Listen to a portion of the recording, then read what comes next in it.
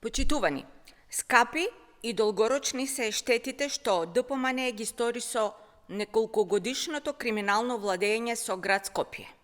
Заради проектот Шпански скали, дел од мегакриминалниот проект Скопје 2014, државата се наоѓа пред меѓународна арбитража, каде тужителот побарува оштета од најмалку 130 милиони евра.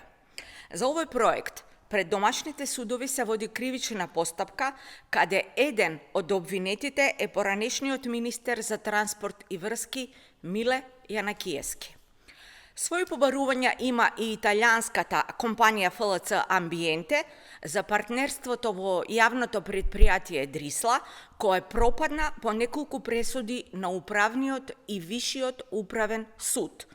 Идеен творец на поништениот тендер е поранешниот градоначалник на град Скопје од редовите на ДПМН Коце Трајановски. Ете што значи владењето на ДПМН со главниот град. Колапс на услугите, безидејност и криминални тендери, поради кои државата со години е заглавена во судски лавиринти. Наместо на проекти и развој, државата троши милиони евра за одбрана на нејзините интереси пред меѓународните судови.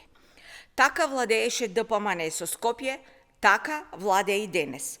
Нема проекти, нема развој, нема функционални градски институции, но затоа има криминални тендери и кавги за тоа кој ќе срка од медот.